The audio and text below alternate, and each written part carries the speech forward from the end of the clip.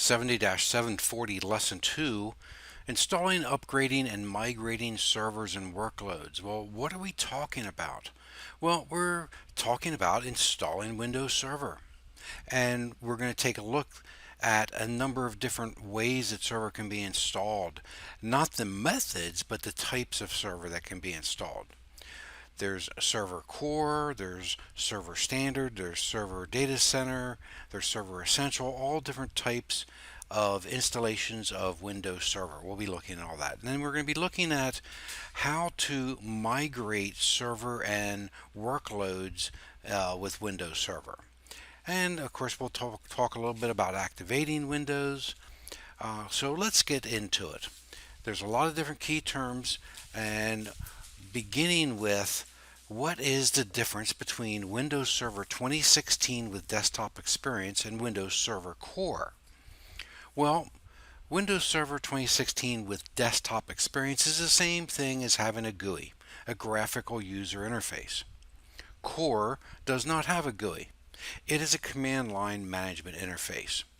Now, we can still manage Core the same way remotely. We'll get into that later on and illustrate how that's done. Understand that Server Core not only has a reduced hardware footprint, but it also has a reduced security footprint, and this reduces the attack surface for possible exploitation.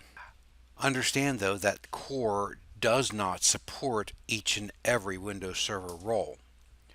Additionally, we can also do an installation of what's called Nano Server. Now, this is not done from our main installation. We would take binaries from it, and the Nano Server runs either directly from Hyper-V, or we could use a VHD, that's a virtual hard disk, to boot the Nano Server with at startup as a physical machine.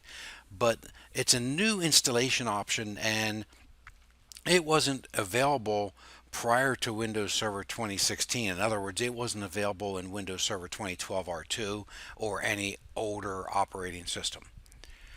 Now, there was a time when you could convert from Server Core to Server Desktop, but take note, you cannot convert from Server Core to Server with Desktop Experience, or from Server with Desktop Experience to Server Core.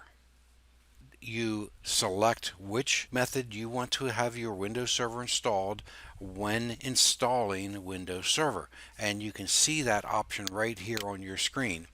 When we do our Windows setup, you'll select Windows Server 2016 Standard. Note it does not say Desktop Experience. This is Core. Here is Standard with Desktop Experience, Data Center Core, and Data Center with Desktop Experience with the GUI. Now, if we want to install Nano Server, understand that the Nano Server is not installed from a DVD or an installation ISO or image, but it's installed as a VHD or as a Windows image file, and we build that using Windows PowerShell commandlets, and we'll look at that later on in the course. So what do we need if we want to install Windows Server? Well, if we're going to do Core, remember, Core doesn't have as many hardware requirements, and it doesn't have as much of an attack surface. So it conversely doesn't have the greater requirements that Desktop Experience does.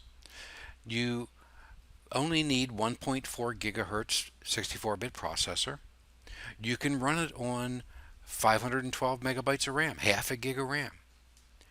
And it can be installed with as little as 32 gigabytes of storage. Now, if you do want to run the Desktop Experience, which we're going to be doing for the most part throughout all of our labs, you'll need at least 36 gigabytes of storage. And really, you should consider at least 50 gigabytes as a minimum. You can still run a 1.4 gigahertz processor, but it should have at least 2 cores. And you're going to need to allocate at least 2 gigabytes of memory. If you're going to have more roles and more applications, these requirements go up.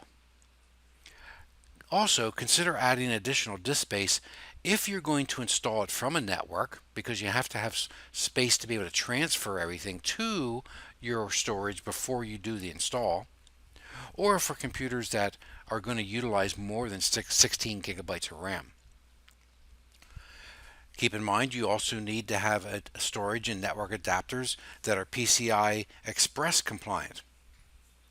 You're going to want to have at least gigabyte throughput on your Ethernet adapters, and if you're building highly available servers, you're probably going to have multiple network adapters. This will also allow you to not only have redundancy and failover, but greater bandwidth. And finally, you need to have at least a 1024 by 768 Super VGA interface for your monitor. Depending on your installation, you're going to need a DVD drive, or you might use a USB drive, or it could be installed across a network. We'll be looking at how we do that later on in our course. Now remember that smallest nano VHD could be as little as 440 megabytes. But keep in mind that for the most part, it'll be a little bit over 5. That is 500 megabytes. Now, as we were looking at before, we could install either Standard or Data Center Edition. That's two of our editions that we can install. There's also a version for smaller businesses, Windows Server 2016 Essentials. However, understand that it only allows up to 25 users and 50 connected devices. It will only support 2 processor cores and a maximum of 64 gigabytes of RAM. It doesn't support many of the features of Windows Server 2016, including virtualization, so you can't run any virtualized servers or desktop systems on Essentials. We can, however, in both Standard and Data Center. Standard is designed for physical server environments with little or no virtualization. However, it does support virtualization. And when you purchase Windows Server 2016 Standard, you receive a license for 1 physical installation and you can use that license for up to 2 virtual machines as well. And it does additionally support the Nano Server installation. It can support up to 64 processor sockets and up to 4 terabytes of RAM. Now, when we take that and we apply that to the Windows Server 2016 Data Center Edition, it can have unlimited virtual machines. You have an unlimited Windows Server based virtual machine license for unlimited Windows Server based virtual machines that are running on that same physical server. You can't take the license and apply it to a different physical server. So if you have highly virtualized infrastructure, you're building a cloud or a hybrid cloud environment, Data Center is ideal for that. It has all the roles and features available for Windows Server 2016. Everything that is available in Data Center Edition. It again supports up to 64 processor sockets, but understand it can support up to 640 processor cores. And also it does support the 4 terabytes of RAM. It's got some additional features such as storage spaces direct, storage replica, along with another concept called shielded virtual machines, and features for software-defined data center scenario. Now, we also have Microsoft Hyper-V Server 2016. Hyper-V Server 2016 does not have a graphical front end. All it is a virtualization host server for virtual machines. It does not support any other Windows Server role. It does have limited file server features, but that is all. It is free. There is no licensing cost because there is no other roles that you can install. Now understand though that your virtual machines must be licensed separately. Here again, it supports up to 64 processor sockets and 4 terabytes of RAM. It can be joined to your domain so you have the ability to support it. Again, it does not have a graphical user front end. It has no desktop experience. However, it does have a user interface that displays a menu of configuration tasks. In other words, a very basic command line menu. How do we manage that? Well, we manage that from another server or from another desktop system, and we'll look at how we do that as we go through the course. There is also two storage server editions. Windows Storage Server 2016 Workgroup Edition, and it's an entry-level unified storage application. Here again, like Essentials, it supports a limited number of users, in this case 50 users, a single processor core, and a maximum of 32 gigabytes of RAM. Secondly, we have Windows Storage Server 2016 Standard Edition. It is meant as a unified storage application, and it can support up to 64 processor sockets, but it's licensed on a 2-socket incremental basis. So to be able to support those 64 sockets would require additional licensing. It can support up to 4 terabytes of RAM, and it includes 2 virtual machine licenses. You can run the DNS server, the domain name system. You can run Dynamic Host Configuration Protocol, DHCP. You can run those 2 server roles, but it does not support others. Understand that for small data centers that only consist of a few servers, you should consider Windows Server 2016 Standard Edition. If you use powerful servers or blade servers and you're going to be building a large data center, you should seriously consider Data Center Edition for each physical server or blade. Understand, however, both are licensed based on the number of cores within the physical processors. Windows Server 2016 uses what's called 5+5 service and support model. This means that there's 5 years of mainstream support and 5 years of extended support. So you're guaranteed to have at least 10 years of support with Windows Server 2016. Now, customers who choose to install the full Server 2016 with the GUI or core will maintain the same servicing experience. This is what's known as the LTSB, the Long-Term Servicing Branch. And this means that Windows Server will be updated every couple of years with newer updated features. However, critical and security packs will be made available as with all operating systems. After we specify the installation key that we're going to utilize, we then are prompted of whether we're going to install Server Core or Server with Desktop Experience. Let's take a look at that installation experience. It's very similar to installing Windows 10. I'm running this on a virtual machine, so give me 1 second and we're going to start this up. And we simply click the Start button and press any key just the same way as if we were doing this on a physical machine. The installation wizard starts, and notice it starts very quickly. So we're asked what language do we want to utilize, what's the time and currency format, same interface you see with Windows 10.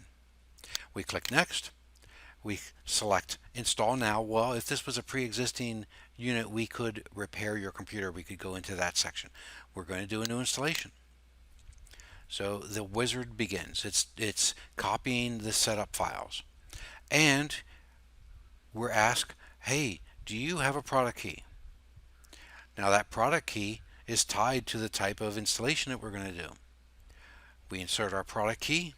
In this case, I'm going to do a limited evaluation. I'm going to simply select I don't have a product key. And now we're presented with that screen that we looked at earlier, where we can select standard with desktop experience, data center, or data center with desktop experience. Let's go ahead and I'm going to install data center with desktop experience. We click Next. It takes just a moment. We accept the license terms, click Next. And just like Windows 10, when we're doing a new installation, we do custom because this is a new installation. We can simply click Next and the installation proceeds. Okay, back to our lesson. We'll come back and look at this once the installation is done. So you can see the exact same thing we were just looking at. That's the great thing about these textbooks. They not only tell you how to do things, they show you how to do things. So we could have decided to install to a different partition. We could have created a custom partition. If there was a pre-existing copy of Windows running on this, we could have created a new partition in an unused or unallocated space and turned this into a dual boot system.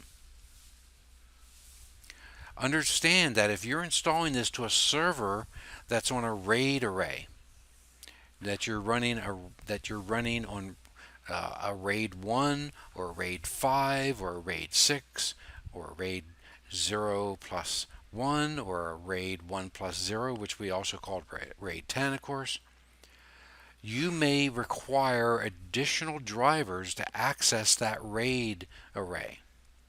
And at that point, you would need to specify what those drivers are. Once we're done, we're going to specify what is the IP address, because remember, servers should not have dynamically assigned IP addresses. We want servers to always be found at the same location. It'd be the same as your postman attempting to deliver the mail to you, and every day you're in a different apartment, or you move to a different house on a different street. How would the mailman ever find your location? Your IP address needs to be statically assigned so that each and every device and user knows the location of your server. We specify the computer name. We either create a new Active Directory, join to an Active Directory, perhaps we create a domain controller and create a subdomain, various other features. We might configure the time zone if not already configured, add any additional drivers. If we had already not done it, we would activate our installation of Windows. If we're using group policies to control the installation of Windows updates, the next few steps that we see on our screen may already be configured for us. If this is a standalone server, we would want to enable automatic updates.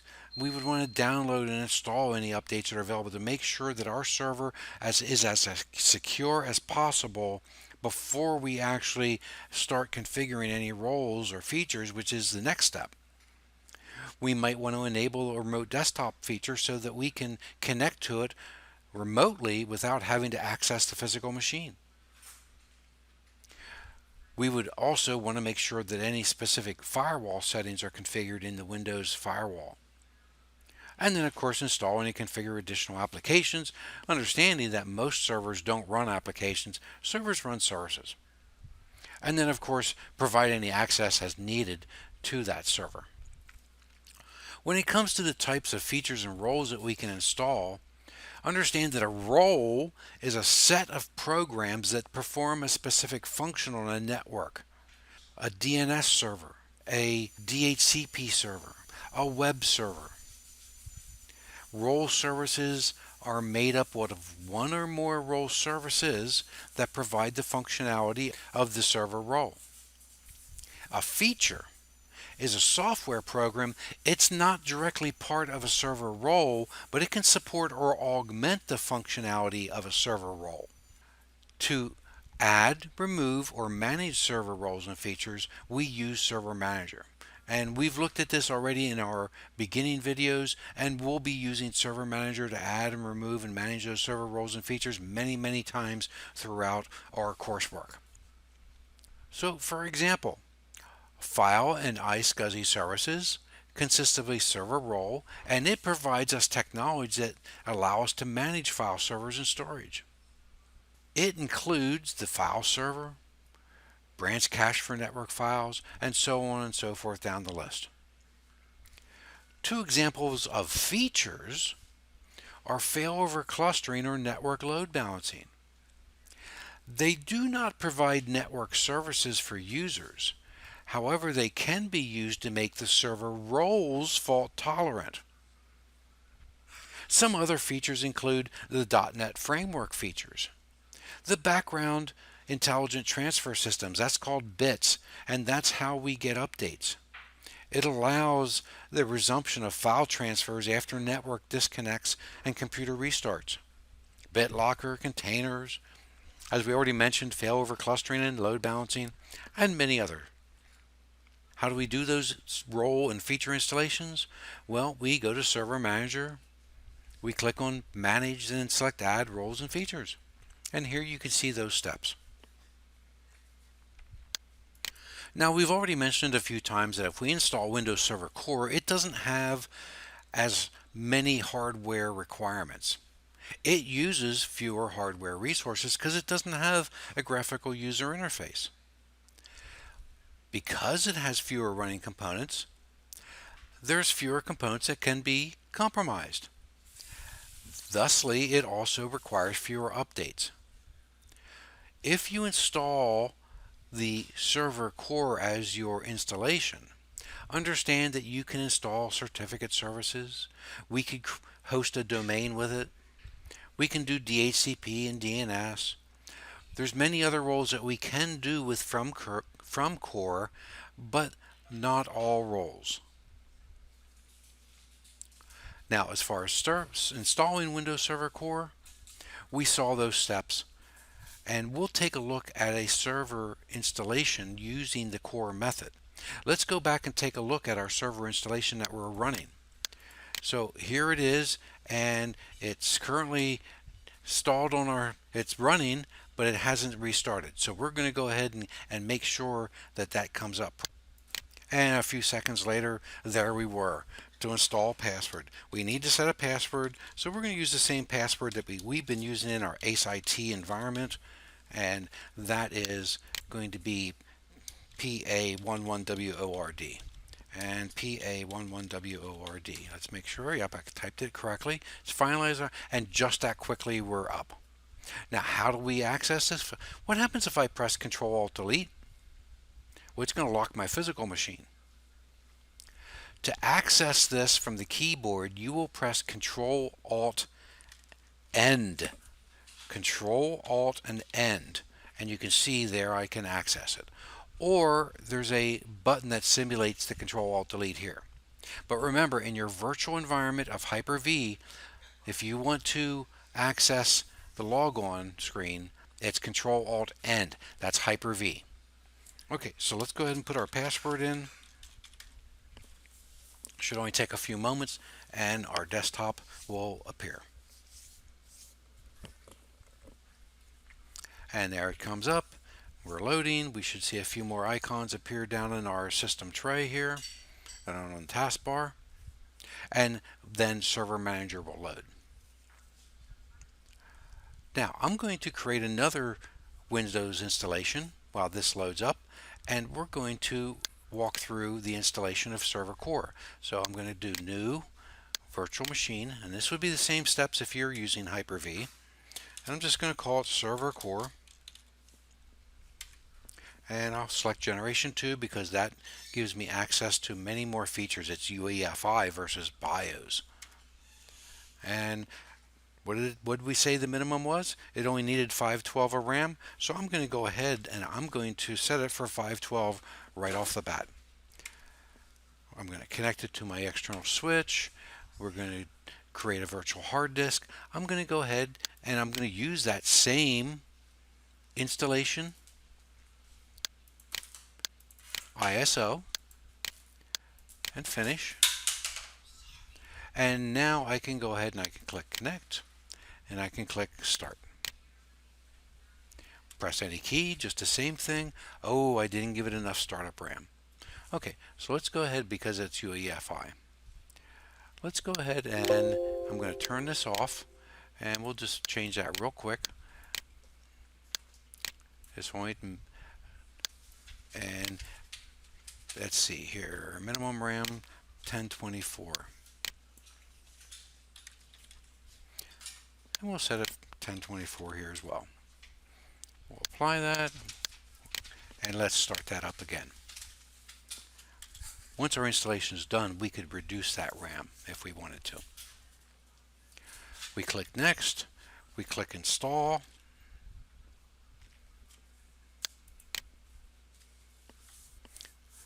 Our startup is setting. It'll ask us for our product key. I'm going to do data center core. Next. Accept our license terms. Do custom install. And we click next. And our installation proceeds. Installation is going to proceed along fairly quickly. So while that's going on, I'm just going to move this off to the side. Let's take a look at what we're doing here. Okay, hey, it's all our network. So I'll say yes. And we'll just get out of that. Now, here is a little welcome to Server Manager. And I'll tell you right now, don't even worry about this. I'm just going to click hide. We don't need that. How do we manage and add and remove roles and features? Well, from Manage, right there. Our tools are located here. This is our graphical user interface. If we want to use, let's bring Core back over. It's already installed and it's restarting. I'm going to tell it to restart, and we're going to watch that restart process. Should only take a few moments. There, it restarted. Should be coming back up here in just a moment.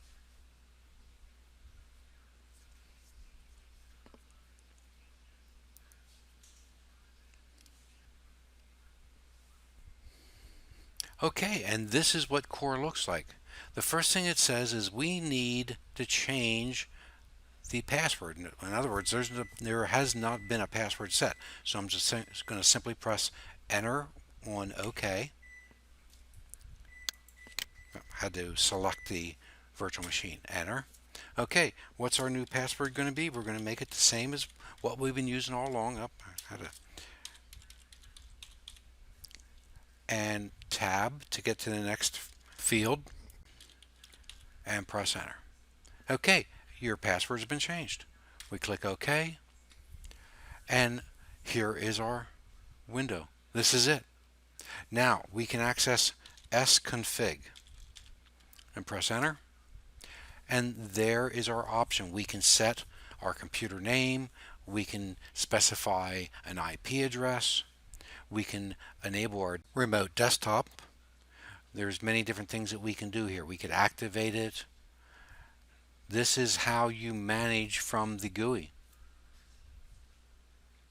Everything else we would do, for example, we could come over to our desktop and we could add this Core server to be managed from this desktop system. We'll take a look at that later in our course. For now, I'm going to go ahead and come back to our lesson. This is how we manage it. We could also do ipconfig to look at settings, all those different settings that we look at through a normal command prompt. We could activate the command prompt. We could run PowerShell, or as you saw, as I did, the sconfig. We can also do the regedit 32 to open up a registry editor to change registry settings. msinfo 32. Let's take a look at a couple of those. Oh, that's the wrong one. Let's bring up our core. Here's our core. I'm going to go ahead and we're going to, first off, let's set the computer name, and the we'll take a look at our IP address as well. Now, 8 is our network settings, and we currently have an IP address. So tell you what, let's make that a static address. So if we want to select that, we say, it's asking us, what's the index number? Well, number 1 is that. You remember, you could have multiple network adapters. Let's go ahead. We can see our settings there. We're going to remember that 1.1 for the gateway, and you can see we're on Comcast. That's the 75, 75, 75, 75 for DNS and 75, 75, 76. So let's go ahead and let's assign this.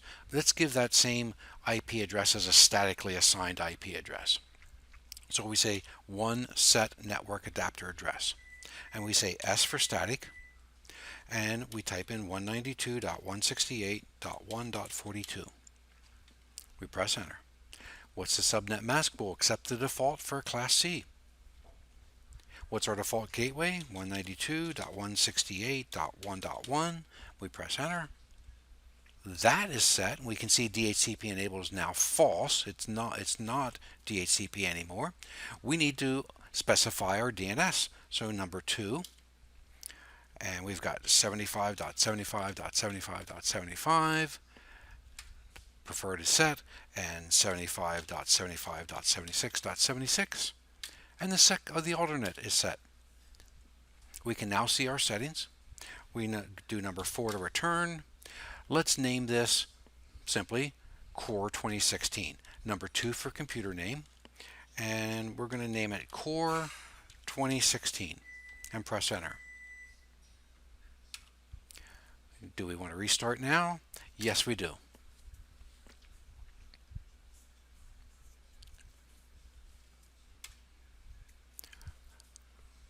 We can connect. We have to type in our password. And there's our window. Now, for example, let's say we wanted to view system information. We could do MS Info 32.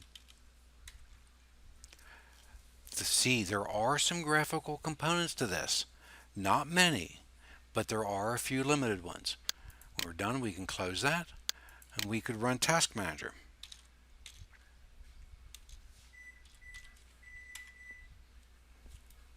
And we can see some details. It's the same Task Manager we're used to. So when they say it's core, that there's no graphical user interface, well, yeah, there's no start menu, there's nothing like that. But there are some graphical components that you can access. We can access the registry editor. And there's our registry editor, just the same way as if you were on a regular system.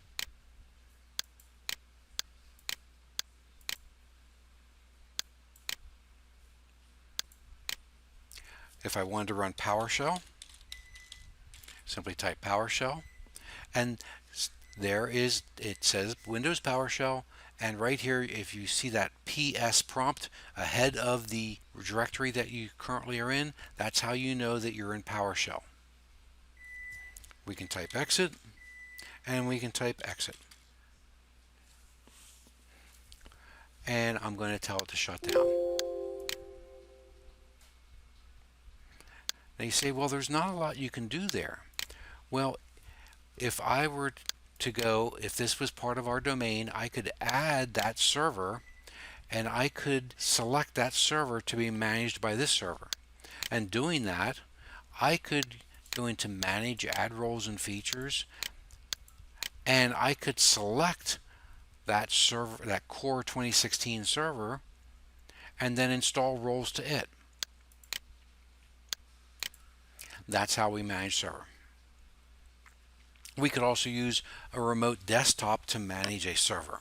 Remote desktop is a graphical tool, but understand that you can also use that to manage both servers with desktop experience and core. We would simply enable the remote desktop in sconfig, and at that point we could remote to it without having to physically access the machine. Now, when accessing those machines, we can also do it through the Microsoft Management Console. If you right-click your Start button and select Run, and just simply type MMC and press Enter, this is the Microsoft Management Console. We can go to File, Add Remove Snap-in, and for example, perhaps we want to do disk management. And we click Add, and it says, hey, what computer do you want to manage disk management on? Well, by default, it's this computer. Or if we're on a domain, or if we have permissions, we could specify the computer that we wanted to manage remotely. This is another way to remotely manage a system. If I want to take a look and go to, for example, computer management, it's managing the local computer. However, I can right click and say connect to another computer and specify that computer and remotely manage that computer. Many different ways to remotely manage devices. We also have Windows Remote Management. This is a command line based management, and it has to be enabled for it to be used. By default, Windows RM is enabled on Windows Server 2012 R2 and newer systems, but not on Windows 8.1 or Windows 10 clients. Windows RM is a very, very powerful tool. Be careful how you utilize it, because if it's not properly secured, this can be used against you by hackers.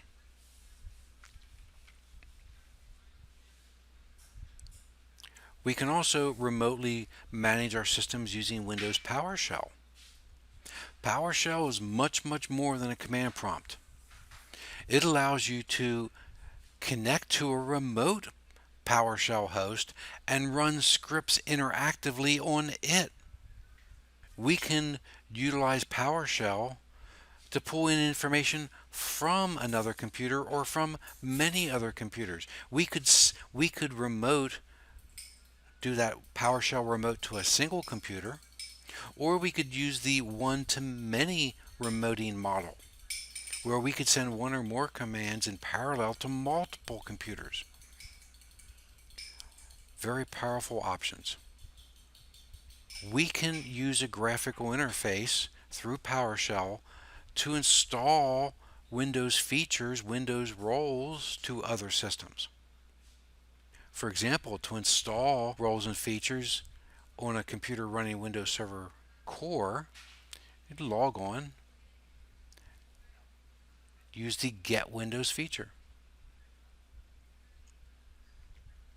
And here you can say to install the Active Directory Services role and Group Policy Management feature on a remote server, install Windows feature, the name, and so on and so forth.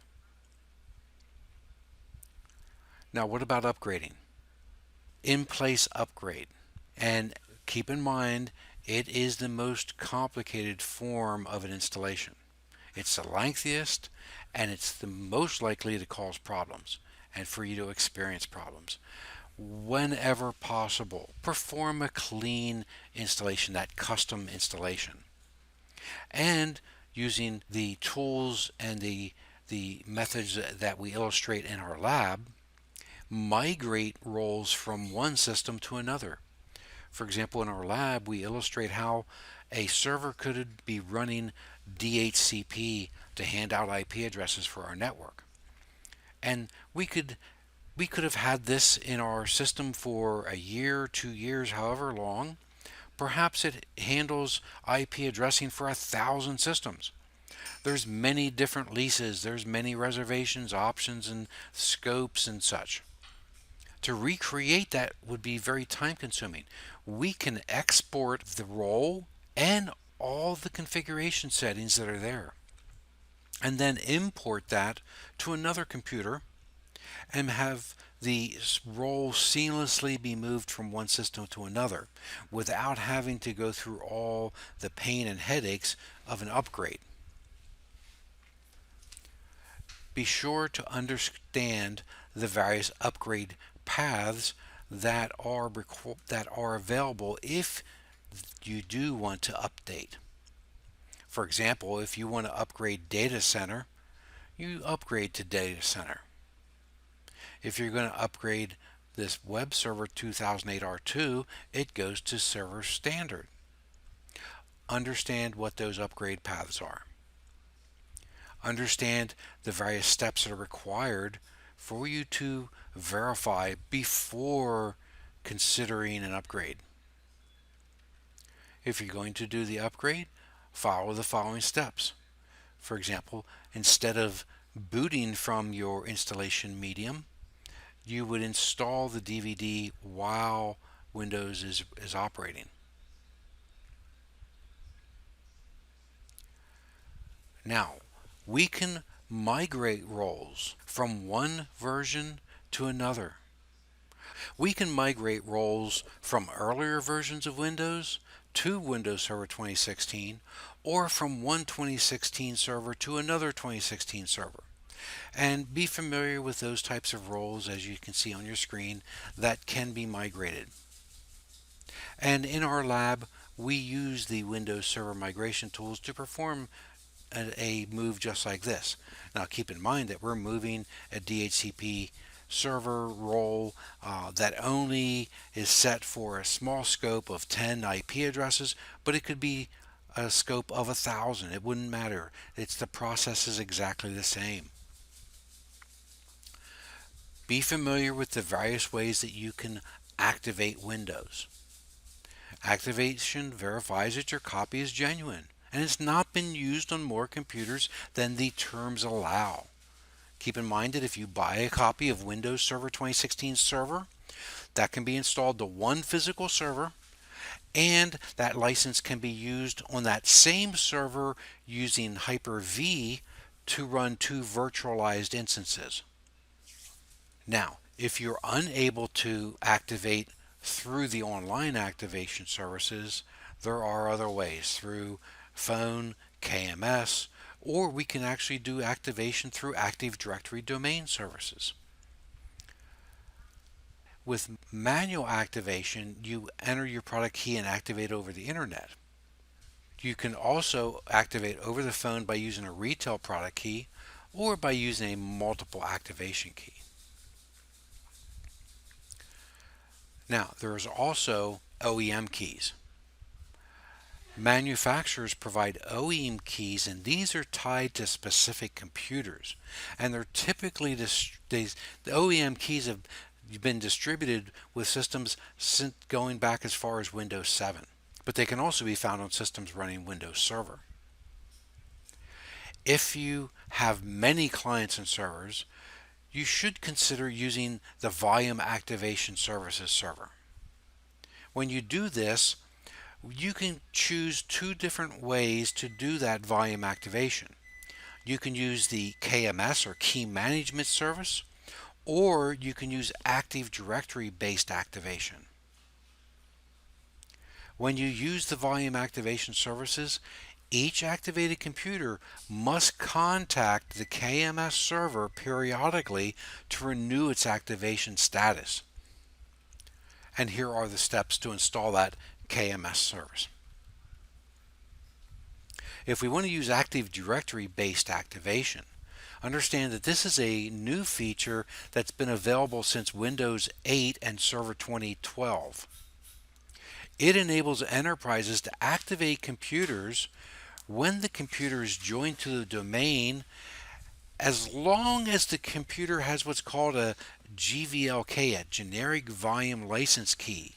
And here we can see those generic keys. Now you can see here KMS. So these keys will not work on just a standard standalone system. This key expects to connect to a KMS server. But here you can see that listing of keys.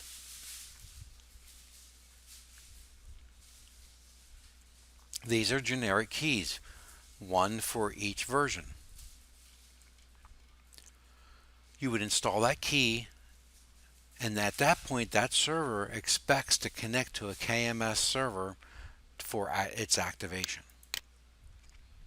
You install the volume activation services, you add the host key, Microsoft verifies it, and then other client computers are activated by receiving that activation object. Now there's also automatic virtual machine activation. This was introduced as a new option with Windows Server 2016, and it allows you to activate your Windows virtual machines without using KMS or even a network connection. But understand, the activation will only last 7 days and then it needs to get renewed again. You have to be running Data Center or Data Center with Hyper-V. The virtual machines need to be running Hyper-V. Now, that automatic virtual machine activation can activate guests that run Data Center, Standard, Essential, And here are those steps to set that up. We'll be working with Windows Server Eval. Windows Server evaluation is good for a maximum of 180 days, but I've commonly seen it where the evaluation license expires. And what do we do when the evaluation license expires? Well, a number of things happen to that virtual machine. You might be working and all of a sudden you're trying to access a virtual machine and it's shut down on you. Well, that's a good indicator that that license expired, and that's one of the things that'll happen. So if you're ever in a situation like that and you're working with eval and you look down on the bottom right of your screen and it says Windows Server 2016 evaluation license keys expired, what we have to do is we run a command prompt, and typically we always run admin, and we would run an slmgr.vbs. This is a Visual Basic script that's a server license manager. And we simply type in rearm, and that rearms our evaluation. But here you can see how that's used in conjunction with the automatic virtual machine activation. You would type in slmgr and then IPK and the activation key. And here you can see those keys that correspond with the various versions. Once you've done that, you can check the status using the /DLV switch.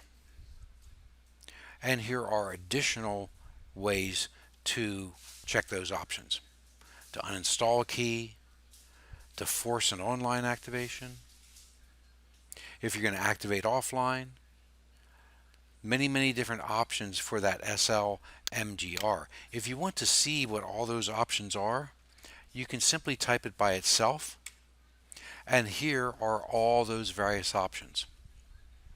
If I click OK, it'll show more. Okay, there's some additional. These are the key KMS options, Active Directory activation options, and done.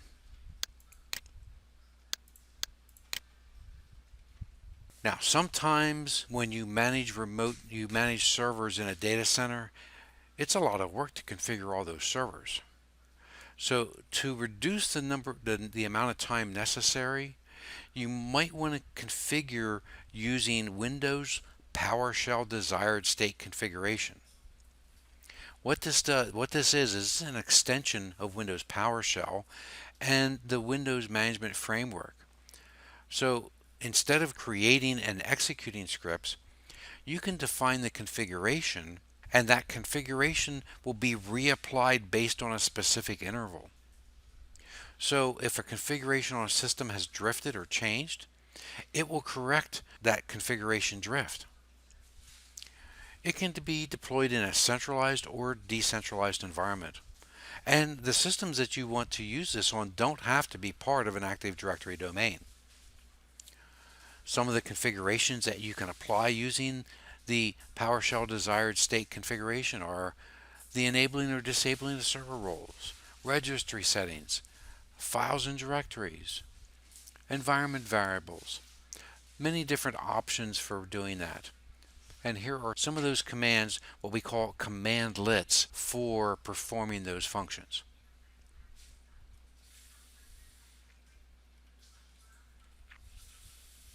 And here are those ways to configure a system with Windows PowerShell desired state configuration.